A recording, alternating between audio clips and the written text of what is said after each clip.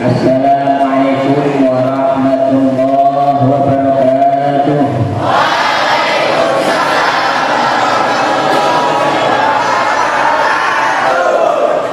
Bismillah, alhamdulillah, wassalatu wassalamu ala rasulillah Sayyidina Muhammad ibn Abdillah wa ala alihi wa sahbihi wa man tabi'a sunnatah wa la hawla wa la quwwata illa billah.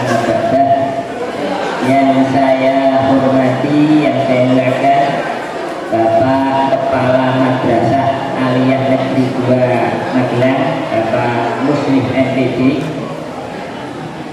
Bapak Anas Sunaji selaku Wakil Kepala Madrasah, Bapak Ibu Guru yang hadir pada kesempatan ini, dan tidak lupa adik-adik kelas 12. 12A mana? Oh, 12 IPA mana suaranya? 12 IPS mana?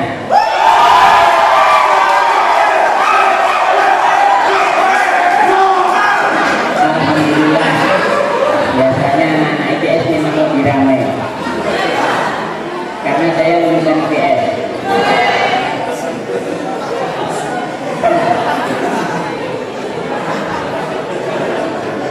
Oh, 12 agama.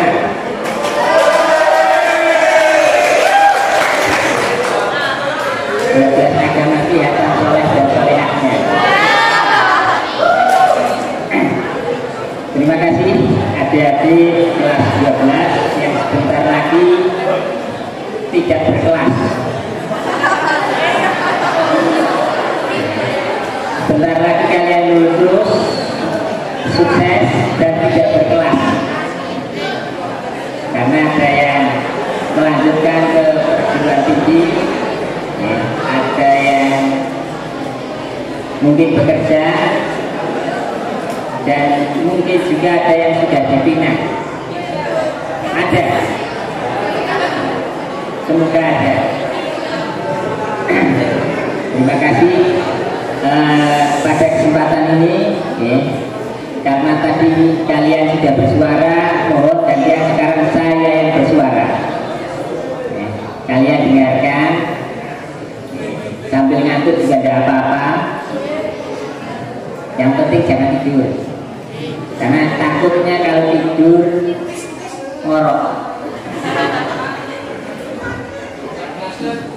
Nanti kalau ngorok ini kamera HP mengarah kepada kalian, berbahaya, nanti viral. Terima kasih. Ini alhamdulillah diberi kesempatan untuk sedikit berbicara hal yang penting, karena ketika nanti kalian sudah tidak berkelas,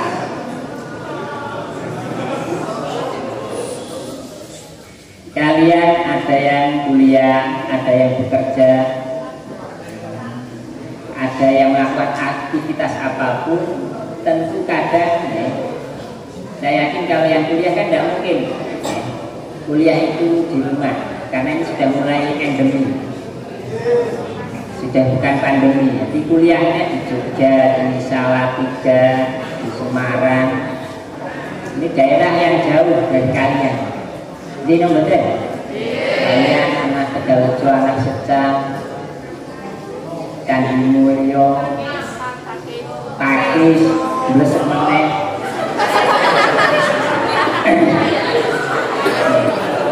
Jauh. Nah, ini Pak lahir dari Ropati, jauh. Kalau kuliahnya di Solo Tigo, di Jogja, jauh tidak? Jauh.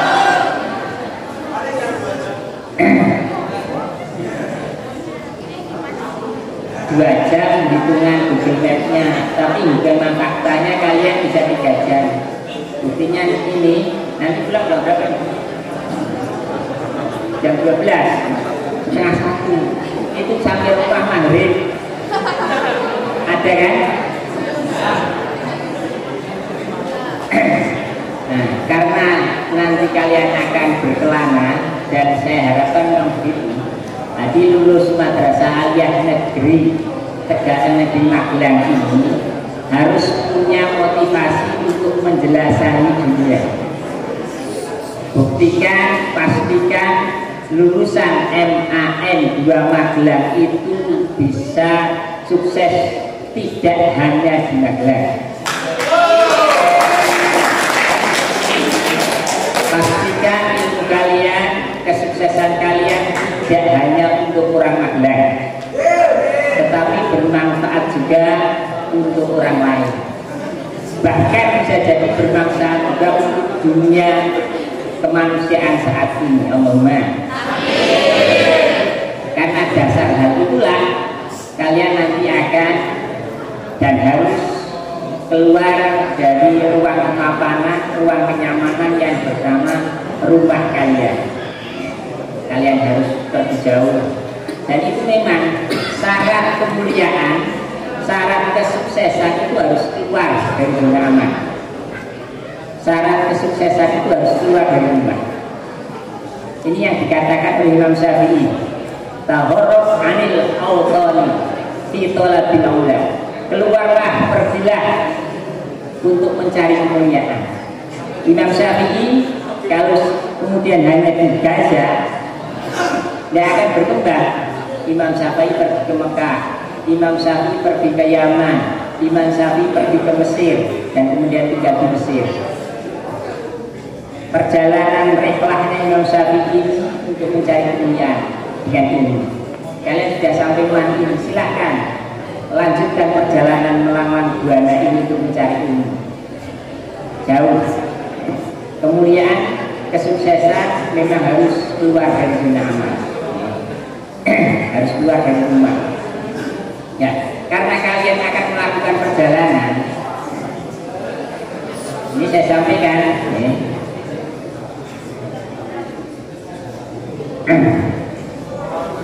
Bahwasanya ada satu keadaan kalian harus menjadi orang musafir. Dan perlu diketahui kewajiban kita sebagai umat Islam dimanapun, kapanpun, dalam keadaan apapun, ketika waktu sholat harus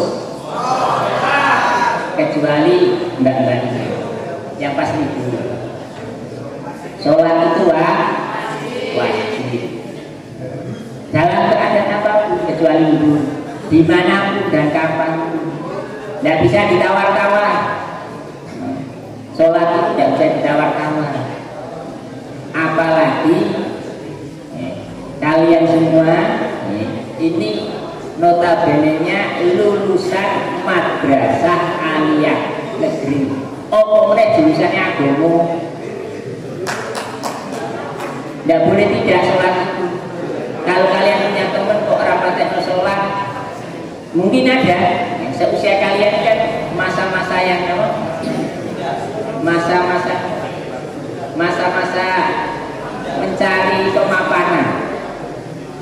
Kalau Pak Muslim tidak labil, tapi yang nggak labil lah, sudah stabil ini.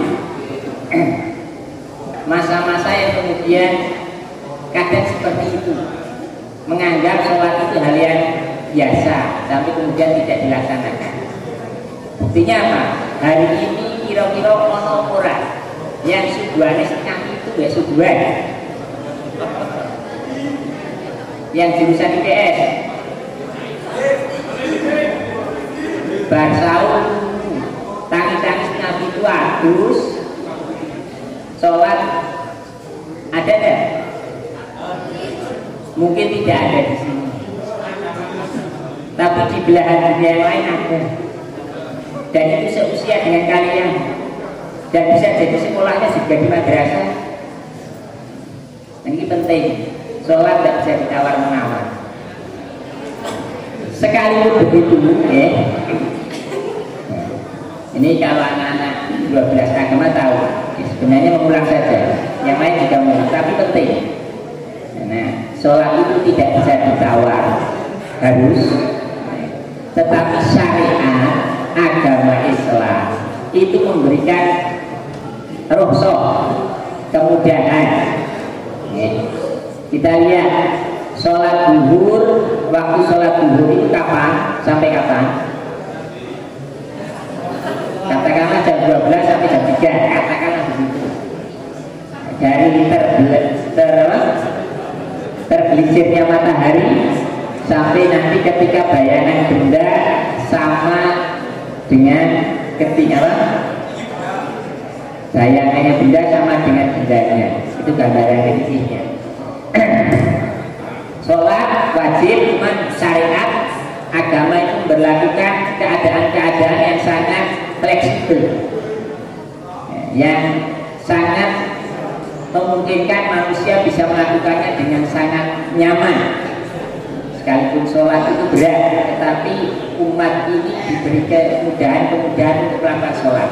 Ada saatnya, ada satu keadaan yang ketika kalian sholat itu susah mungkin. Kalau sekarang ini tidak terbayangkan boleh masjid itu angel. Di Indonesia tidak memungkinkan, tetapi bisa jadi misalnya ada lulusan MAN ini yang kemudian berlayar, kan tidak apa-apa kan? Bekerja di pelayaran. Ada enggak kakak kelas kalian? Atau mungkin kakak kelas kalian ada yang bekerja menjadi kalau tidak berlayar terbang pramugari. Ada enggak kakak kelas? Ada, bisa jadi ada. Hari-harinya di perjalanan terkait dengan sholat, bisa jadi ada keadaan yang sulit untuk melakukan sholat tepat waktunya. Disinilah urgensi atau pentingnya kita bahas materi kita kali ini. Jadi sholat duhur di waktu duhur, sholat asar di waktu asar. Tetapi ada keadaan-keadaan yang boleh sholat duhur itu ditempatkan di waktu asar dengan yo duhuran yo asaran langsung. Bisa juga asarannya digasih, harusnya sholat asar di waktu asar, sholat duhur di waktu duhur, sholat asarnya dimajukan. Boleh. Jadi boleh dicoke oleh duhurnya oleh. Ini yang fleksibilitas syariat, kemudahan syariat itu begini. Kedua ini penting. Dengan sholat duhur harusnya di waktu duhur jam 12, tetapi bisa jadi sholat duhurnya di jam setengah 4 boleh kalau ada keadaan yang menjadikan boleh. Sholat asar gak sehat, duhur di waktu asar, asar di waktu boleh, duhur boleh. Maghrib di waktu isya dimajukan di waktu maghrib juga boleh. Itu yang kalau dalam bahasa kita dikatakan jamak. Ada namanya jamak takdim, ada namanya jamak takhir. Yang tidak ada itu jamak tarhim. Dikumpulkan nanti dalam kabeh. Yora luhuran, rasara, ramahuran. Ini tidak boleh. Keadaan apakah yang membolehkan itu? Yaitu salah satunya bepergian. Di sini ada yang sudah pernah bepergian ke luar negeri.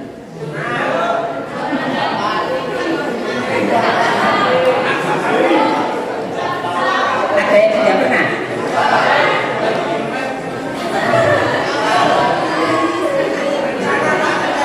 Ya.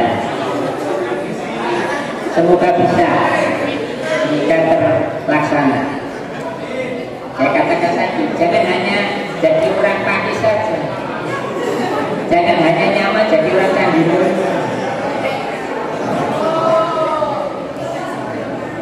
Tapi lihatlah karunia Allah Subhanahu Wa Taala.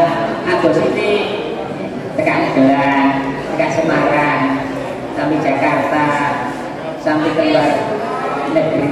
Penting dan hidup kalian akan berkesan. Hidup kalian akan berkesan. Dan saya katakan tadi, kesuksesan itu kalau kalian mau keluar dari zona nyaman ini. Jadi kita ada satu keadaan harus melakukan perjalanan atau menjadi musafir. Lah Rasulullah Sallallahu Alaihi Wasallam dalam hadisnya mengatakan as-safaru qit'atun minal azab. Bepergian itu sebagian daripada siksaan. Orang dulu sampai kemudian Rasul mengatakan begitu, perjalanan itu sebuah bagian dari siksaan, tersiksa. Orang melakukan perjalanan itu tersiksa. Seneng nih ya susah. Kalian mau pergi misalnya umroh, wong Islam kok tidak ada keinginan pergi jauh itu rapatan Islam. Mau syariat haji, ada syariat umroh. Ya, orang lulusan MAN kok naik bis muntah repot.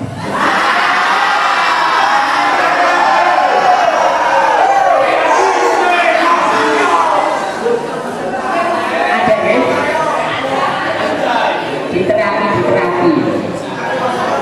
Dan nanti kalau kita kuliah ke Jakarta terus gimana? Jalan kaki, naik motor. Anak muda zaman sekarang kok takut ketinggian ya repot. Naik pesawat tidak berani. Gimana nanti kalau mau haji atau umroh? Jadi harus keluar dari zona nyaman. Nabi mengatakan as-safaru qit'atun minal azab. Bepergian itu sebagian dari siksaan. Lalu kok siksaan? Nih, coba dengarkan. Yang pernah jauh bepergian jauh kemana? Ada yang pernah ke Sumatera? Ada? Nih, naik pesawat, naik kapal.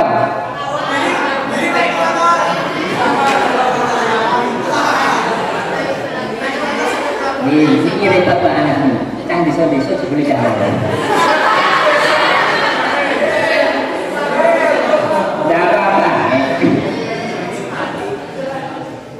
Ketika kalian melakukan perjalanan, tidak usah naik pesawat, tidak usah naik kapal, naik bis saja. Repot. Mau apa? Kencing gimana? Ngantuk. Kalian bepergian ke Salatiga saja, kuliah nggak usah ada atau Solo 3 sebagian ada yang Solo 3.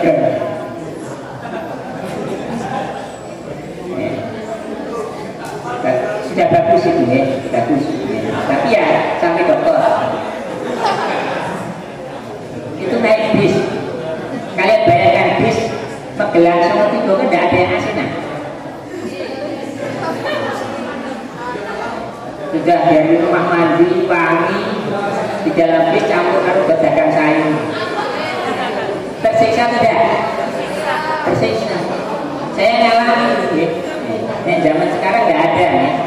Saya ngalamin sekolahku isu adus basi, lambi harus diseteliko, sepatu. Dulu saya sekolah itu sepatu harus hitam pas kaki putih.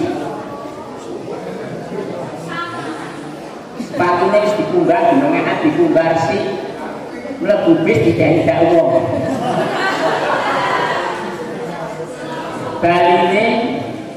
Baliknya gandul, peringatan kafir mampu lagi. Itu sabda Nabi benar. Ini perjalanan itu menyiksa. Tetapi selalu di balik siksaan itu ada keindahan. Inna ma'al usri yusra. Ada kesusahan itu, nanti kalau kalian sampai nih, sama naik bis di sini, ada wisata nggak?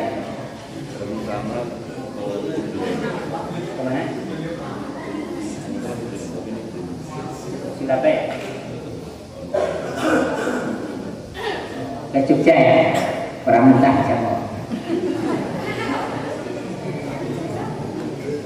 As-safaru qit'atun minal azab. Bepergian itu sebagian dari siksa.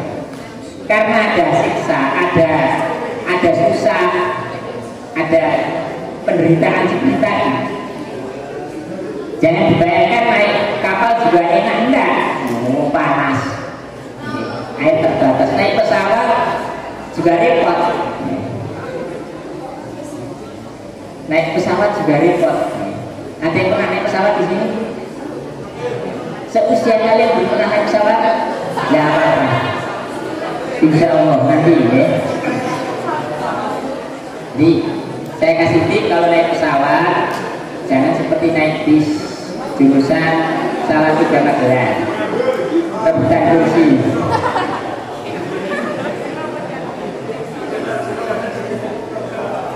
Keadaan seperti itu ya. Jadi gangguan, halangan ya, seperti itu di sini syariat memberi kemudahan. Katakanlah ya, dengan ke Jakarta, bis ke Jakarta itu, ini ada yang kuliah di Jakarta dan ada yang diterima di Jakarta, yang diterima S3 ada berapa namanya? Di Undip 2, UNY, UN3. Alhamdulillah, tidak perlu naik pesawat.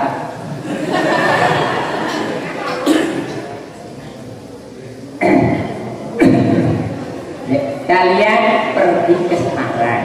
Ini yang mau kuliah yang diterima di Undip mana ini? Alhamdulillah, jurusan fakultas. Alhamdulillah, harus selesai sampai selesai.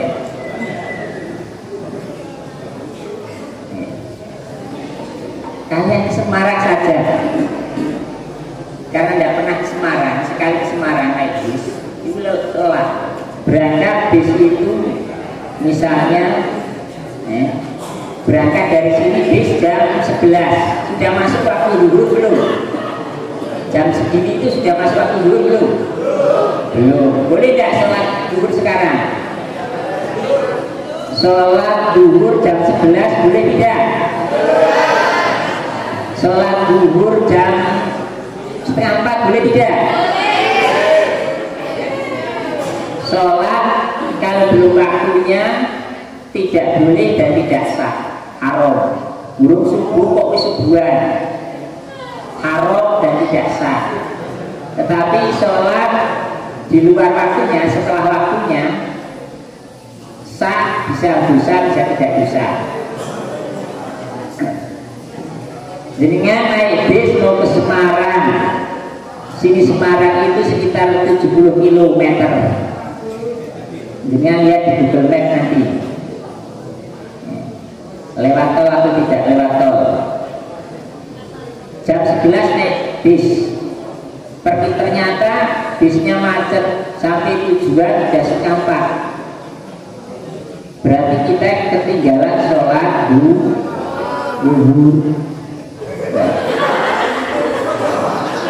Jadi rada ngantuk tidak apa-apa, tadi malam tidak tahu.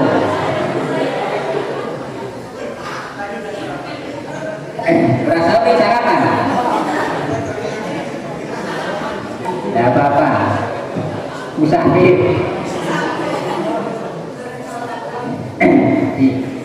Ini jadi persoalan. Kalian ke Jakarta, bis di terminal Magelang itu maghrib berangkatnya. Kalau kalian sholat maghrib terus berangkat sampai Jakarta sebelum subuh. Ya kalau nyampe sebelum subuh, kalau tidak sholat isya'i nanti. Ini sebagian orang menganggap sepele hal ini, pokoknya nanti sholat setelah waktunya. Kadang-kadang para sholat dalam.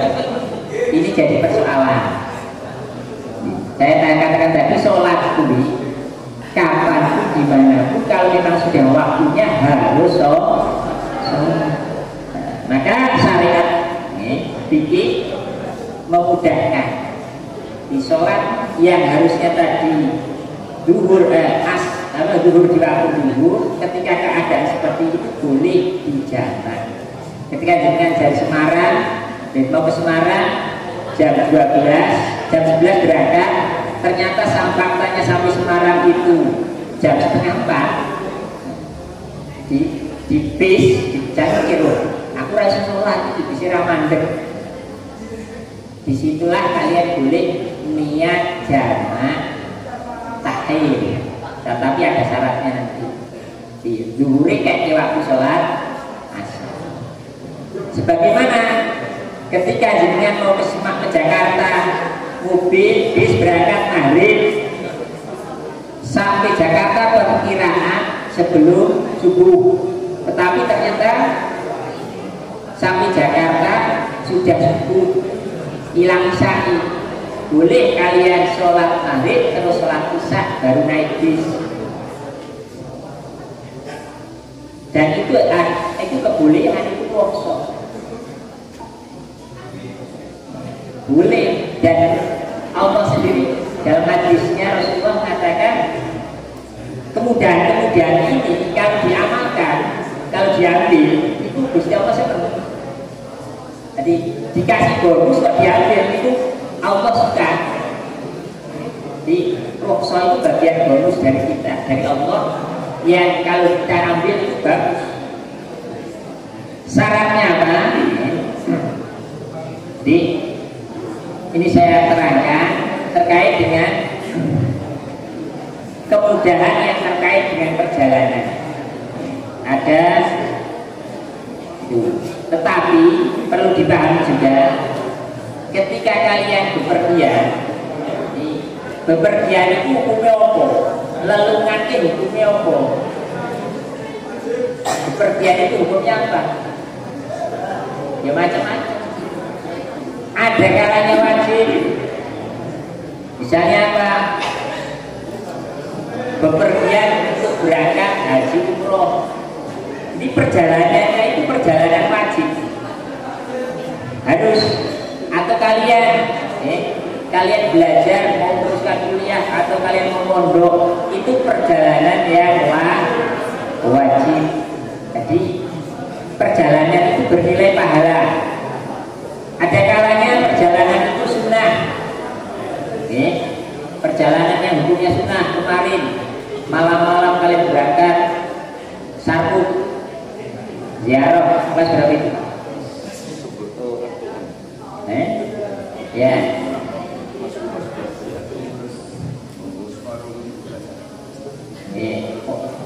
Forum pemuda muslim, ziarah kubur, ziarah ulama, ziarah wali, itu hukumnya sunnah. Ada kalanya perjalanan itu makruh. Perjalanan makruh itu apa? Nang Yojomo pernah Yojono terbal-balan makruh. Ada kalanya perjalanan itu haram. Haram nanti mau kemana, ke Jogja ngapain? Nonton konser dangdut. Mau ngapain ke Jogja? Meeting. Wah haram. Ketik titik lah. Hati-hati nih kalian lucu. Di perjalanan itu sendiri hukumnya begitu. Kaitannya karena apa? Tidak kemudian setiap kali kalian melakukan perjalanan kemudian boleh sholatnya dijamak, buat. Tidak semua perjalanan itu boleh sholatnya boleh dijamak, buat. Lah, ada sholat jamak, ada sholat qashar. Jadi satu paket sebenarnya. Jamak dan qashar itu dua hal yang berbeda, tetapi biasanya dikerjakan dalam satu paket. Jadi tadi saya katakan sholat zuhur harus dilakukan zuhur, sholat asar harus dilakukan asar, maghrib dan isya seperti juga. Tetapi boleh karena keadaan tertentu bepergian sholat asarnya digasih baru bulan asara. Juga karena keadaan setelah zuhur, asarnya yang dimajukan di waktu dalam takdim, ada yang diakhirkan sholat zuhurnya nanti saja di waktu asar. Tetapi ada juga paket hemat juga, sholat zuhur harusnya 4 rakaat, asar 4 rakaat, isya 4 rakaat, pakai bunga 2 rakaat, pakai tulis jamak kosor, sudah zuhurnya di waktu asar, sholatnya hanya 2 rakaat, boleh. Pernah mengamalkan belum? Pernah belum? Nek belum tahu berarti belum tahu mabuk.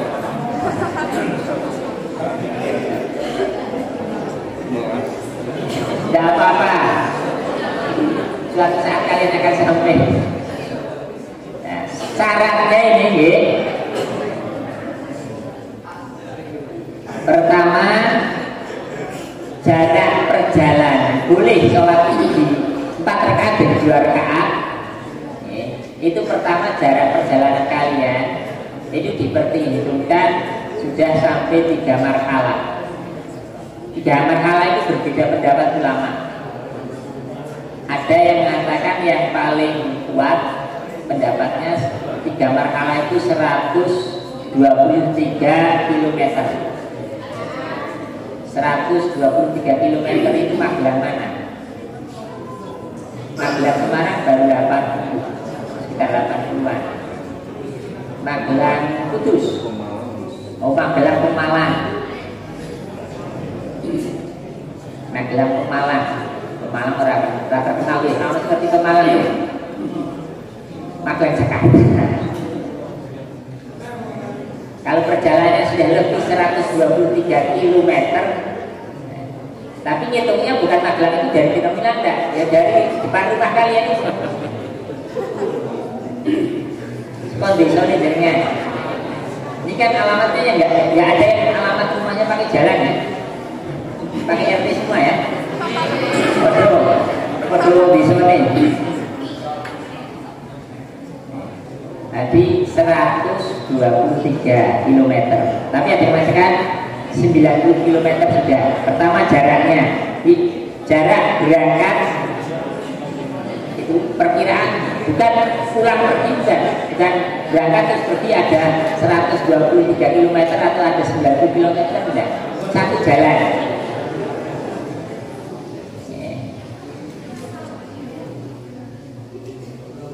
Itu syaratnya pertama. Terus yang dikosor hanya sholat yang 4 rakaat. Berarti ada zuhur, asar, isya. Maghrib tidak boleh dipakai bunga. Maghrib ya tetap 3. Subuh ya tetap 2 dan isya hanya 1 rakaat. Terus syarat yang ketiga ada tujuannya jelas. Jadi kalian mau kemana? Ke Surabaya, jelas. Tapi kalau mau kemana, mau pergi kemana, Mas Slamet, apa Mas Slamet ya? Gak ada yang namanya Slamet ya? Mas Agus, ada Mas Agus?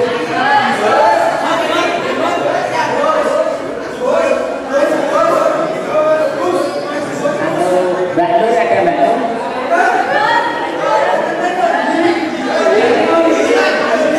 Terus akan terus bingung. Saya mau pergi ya kemana? Ikuti kaki melangkah. Ya kan bingung. Saya ikuti kaki melangkah. Di situ kaki melangkah, disitulah tempat saya jalan. Di situ kaki saya berhenti, disitulah tujuan saya. Ini ono-ono kuwi berbahaya. Ini batu deh. Kalau ada orang melakukan perjalanan, kok di situ mau kemana? Mengikuti kaki melangkah. Sekalipun kemudian dia melakukan perjalanan sampai Surabaya, tidak boleh kosor sholat. Karena tidak jelas tujuannya. Istilahnya kalau bahasa ini haim. Haim. Kalau bahasa anak pesantren haim. Lungo ning ora ngerti tujuannya nanti. Sekalipun saya mengutuk dilakoni, tidak ada tujuannya. Ya tidak boleh puasa sholat. Jadi harus ada tujuan yang jelas. 123 km atau 90 km, tetapi ada tujuannya yang jelas. Yang ketiga, bepergiannya itu bepergian yang tidak haram. Kalau tadi mereka mau kemana? mau ke Jakarta ngapain? Ngerampok, nggak boleh. Ya tujuannya apa? Tujuannya ngerampok, haram. Perjalanan yang haram. Itu syaratnya. Jadi kalau kosong juga ya, jaraknya 90 km atau 123 km, tujuannya jelas, dan perjalanannya itu perjalanan yang boleh, bukan perjalanan untuk maksiat. Itu kalau sholat kosong. Kemudian tadi saya katakan ada paket komplit, ya kosong ya jamak. Jamak itu ada jamak takdim. Jadi sholat asar digabung dengan sholat zuhur di waktu zuhur, sholat maghrib dan sholat isya-nya di waktu maghrib. Itu namanya jamak takdim. Ini ada syarat-syaratnya. Jamak takdim ada syarat-syaratnya. Pertama,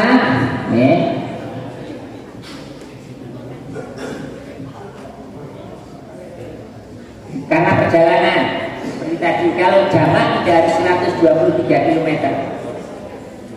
Ada bahkan ulama tidak sampai jarak 80 km pun boleh. Kalau kalian ke Magelang jamak boleh, tapi jangan sering-sering.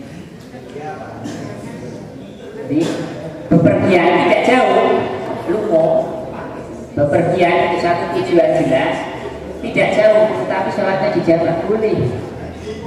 Ada mata tidak harus jaraknya harus 80 km. Ada satu pendapat mengatakan boleh. Misalnya Kemutilan itu berapa kilometer? Bisa tahu Kemutilan itu? Sampai ke rumahnya Pak Anas? Belum? Ya bisa ke sana atau ke Tembara. Tembara masih lama apa enggak? Oh Tembara. Pernah ke Tembara belum? Oh di sana itu ada pohon tua. Iya. Ada wisata pohon tua. Tapi tidak setua Pak Muslim. Dia masih muda.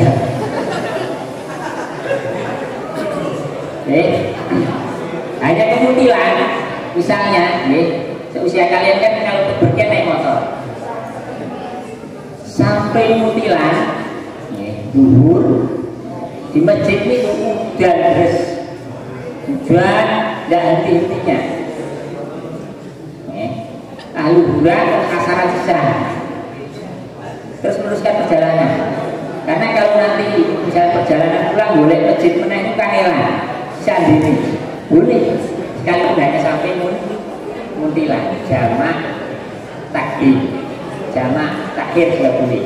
Jadi yang syarat harus jauh 123 km itu kalau sholat kosor. Kalau jamak saja itu tidak harus gitu, ada yang makan boleh. Syaratnya kalau jamak takdim urut. Pertama sholatnya harus urut. Artinya urut itu apa? Zuhuran dulu baru asaran, maghriban dulu baru isyaan. Itu kalau jamak takdim. Karena kalau jamak takdim tidak harus. Terus pertama, yang kedua harus mualah. Mualah itu apa bahasanya anak? 12 agama. Mualah itu apa?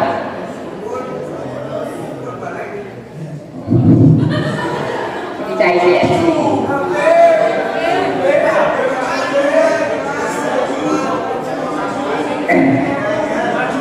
Jadi mualah itu apa? Selesai sholat zuhur langsung sholat asar tanpa ada jeda. Tidak ada jeda. Ini jamak takdim harus mualah. Selesai sholat zuhur salam ngadeg meneh takbiratul ihram sholat asar. Begitu juga misalnya jamak takdim isya dengan maghrib. Setelah sholat maghrib langsung sholat jam. Rasa wiridan sebagaimana kebiasaan kalian dan wiridan.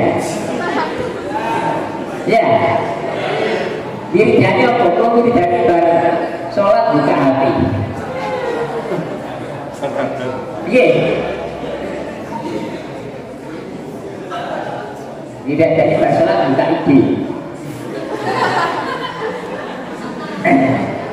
Jadi kalau sholat jamak takdim harus mualah. Selesai sholat zuhur langsung sholat asar. Selesai sholat maghrib langsung sholat isya. Tidak boleh ada jeda. Tidak boleh ada jeda lama. Jeda lama dia bersalah buka HP, buka IG, buka Oppo, WA, buka nomaling sampai kira-kira 5 menit dia sholat asar. Tidak boleh, tidak mensyarat. Artinya nanti asarnya sudah harus di waktunya. Itu kalau jamak takdim. Kalau jamak takhir, sholat zuhur dan asar di waktu asar. Boleh asaran dulu, boleh baru zuhuran. Boleh zuhuran dulu baru asaran. Paham? Dan boleh setelah kalau jamak takhir, misalnya zuhuran dulu, selesai sholat zuhur ngobrol-ngobrol dulu. Buka HP. Amalan baru anak-anak sekarang itu kan setelah sholat sebelum sholat buka HP, baca sholat buka HP. Ya tidak.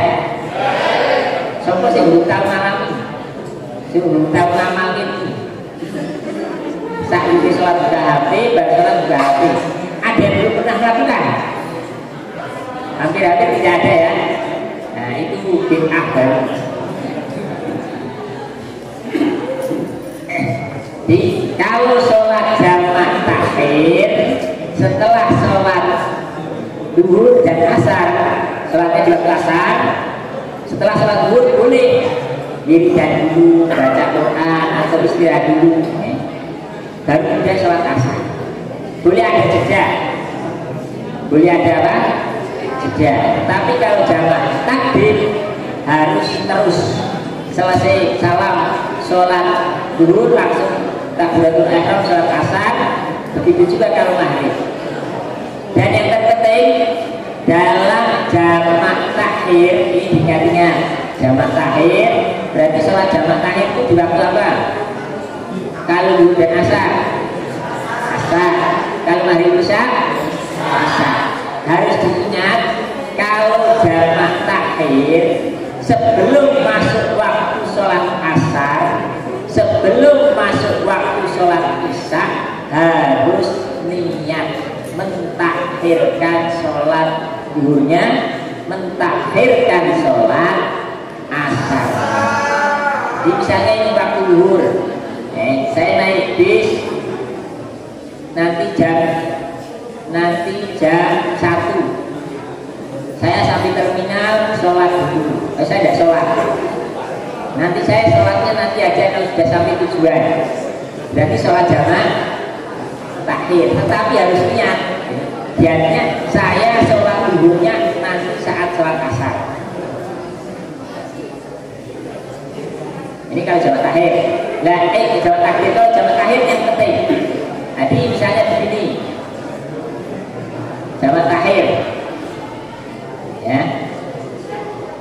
Kalian naik bis jam 1, perkiraan sebenarnya sampai tempat tujuan itu masih cukup zuhur.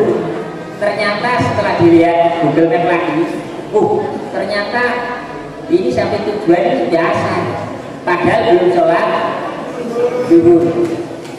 Sebelum masuk waktu asar harus niat takhir. Ingat, ini yang paling penting dalam sholat jamak takhir. Sebelum keluarnya waktu sholat yang pertama harus niat takhir. Paham betul? Paham betul? Paham kok insya Allah. Paham itu sama dengan kalian makan sarapan sahur kurang. Insya Allah. Kok ada yang jawab insya Allah? Nek poso ora insya Allah nek kae. Tapi kalau ditanya sahur tidak, sahur poso insya Allah. Kalau ditanya poso kurang, ya sahur. Itu sebenarnya sahur. Ya tahu. Ini kan ada yang tidak puasa itu. Dari wajah-wajahnya kelihatan. Dia tidak dosa. Tidur lumayan 7 hari. Bonus. Kaposo sholat, ning HP-nan terus. Untuk pakai datanya cukup ya. Yang perlu diingat, kalau jamak takhir sebelum keluar waktu zuhur, sebelum keluar waktu maghrib, kudu niat takhir. Karena kalau tidak niat takhir sama juga mengeluarkan waktu sholat, mengeluarkan sholat dari waktunya dan dosa. Ini yang tidak dipahami banyak orang. Rumah sana ya oleh pokoknya sholat jamak takhir itu sholat zuhur di waktu asar, sholat maghrib di waktu isya. Tetapi sebelum itu harus ada niat.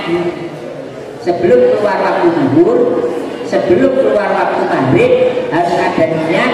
Saya sholat zuhurnya nanti di waktu asar, saya sholat maghribnya nanti di waktu isya. Sebelum berakhir waktu zuhur dan sebelum berakhir waktu maghrib. Paham? Kalau paham, itu yang pokok. Jadi tadi ini ketentuan yang pokok perjalanan, kemudian jarak perjalanan, tujuan perjalanan, kemudian prakteknya seperti itu. Saya hanya dikasih waktu sampai jam 11:13, ada 10 menit. Ada yang bisa ditanyakan? Monggo. Saya berikan kepada Ibu.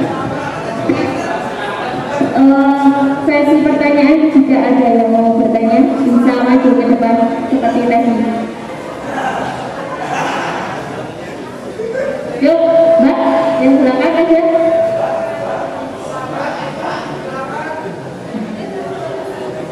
Sekali lagi yang mau bertanya bisa tunjuk tangan kemudian maju ke depan.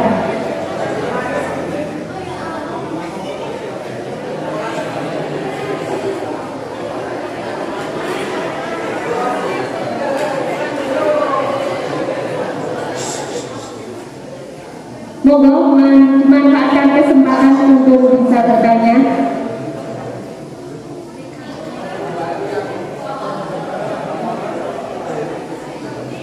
Rizky Ardana sepertinya mau bertanya.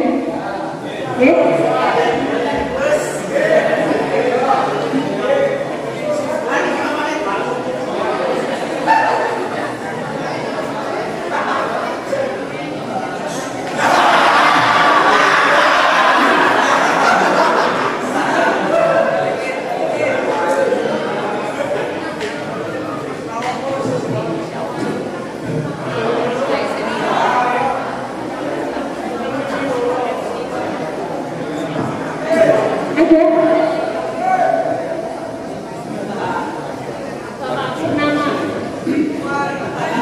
Assalamualaikum warahmatullahi wabarakatuh.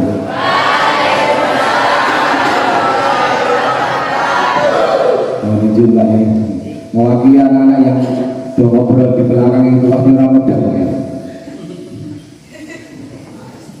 Ya, tadi sudah saya lihat. Ya, sering kita bepergian itu tadi ada yang sudah sholat jamaah ataupun qasar. Kemudian kadang kita tidak tahu karena kita datang belakangan yang kita sholat itu apakah sholat reguler atau sholat jamaah. Nah, kita masbur, kita masbur, kita mau ikut bergabung. Ternyata dia sholat jamaah.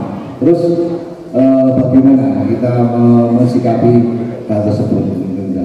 Jadi anggapan kita dia sholat maghrib, ternyata dia sudah sholat jamaah untuk sholat isahnya, sholat jamaah takbirnya. Misalkan seperti itu tadi. Terima kasih.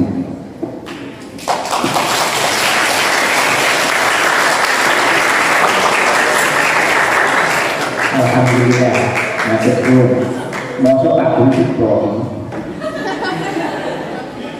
karena sudah berakhir dengan begitu baik hatinya Pak Guru mewakili anak.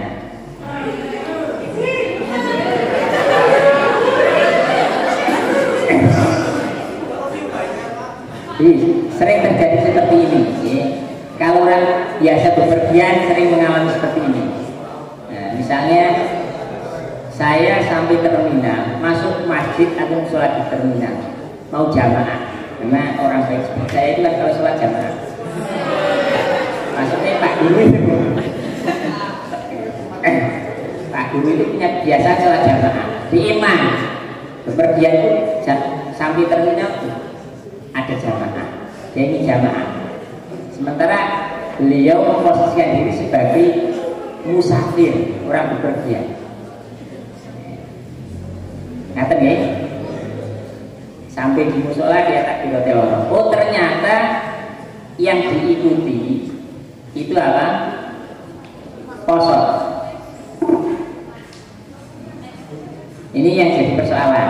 Jadi kita tidak tahu imam itu sholatnya biasa, reguler, bahasa pikirnya imam atau kosong. Yang tidak boleh itu adalah kalau kita reguler makmum yang kosong. Kalau kita sholat 4 rakaat makmum yang 2 rakaat. Tetapi kalau sama-sama jamak tidak masalah. Dia sholat biasa, tidak jamak, kita jamak tidak masalah. Dia ternyata dia memang imam musola itu, bukan orang bukan musafir. Jadi di terminal kan ada imam yang rutin, imam tetap.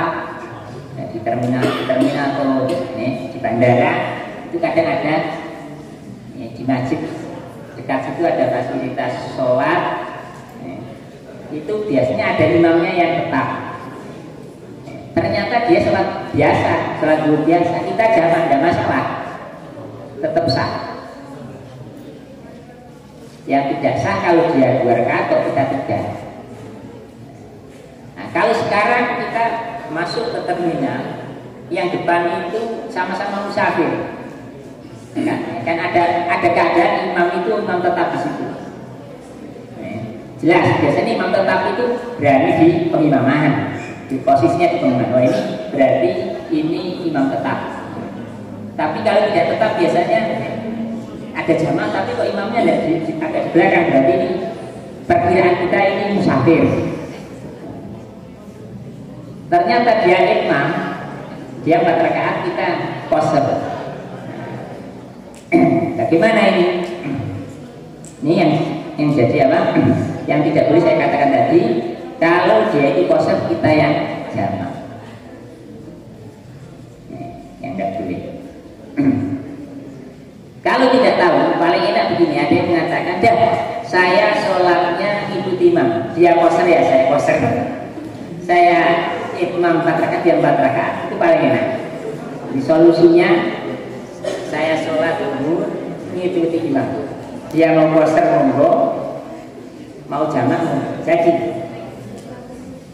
karena tidak tahu status pastinya itu boleh. Ada pendapat mengatakan menggantungkan niat qasar dan jamak kepada imam itu boleh. Paling aman begitu Pak. Pokoknya niat manut imam Pak. Dia qasar ya alhamdulillah, dia imam ya siapa tidak masalah. Ingatkan ya. Karena itu terjadi. Itu pertanyaan yang berdasarkan fakta. Yang boleh menggantungkan niat kepada imam dalam hal qasar dan jamak. Ngaten nggih, karena sudah diwakili oleh Bapak Guru kita yang baik hati, rasanya tidak perlu ada pertanyaan lagi. Ngaten nggih Pak nggih? Oke. Siap insyaallah.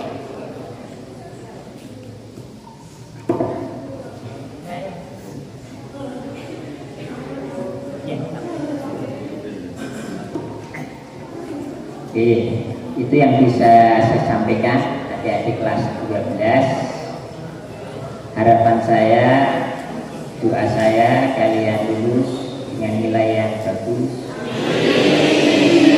membahagiakan madrasah ini, membahagiakan bapak ibu guru, dan endingnya juga memberi kesan yang mengesankan kepada Bapak Ibu guru di sini, memberi kesan yang menyenangkan kepada semua elemen di madrasah ini.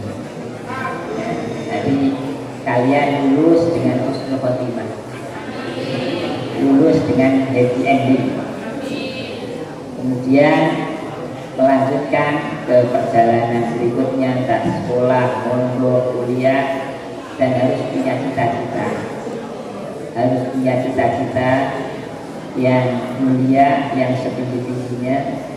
Karena ada satu makalah sebagai closing statement saya, diniyah tahsul umniyah, dengan niat, dengan cita-cita, dengan motivasi kita akan mendapatkan harapan-harapan kita.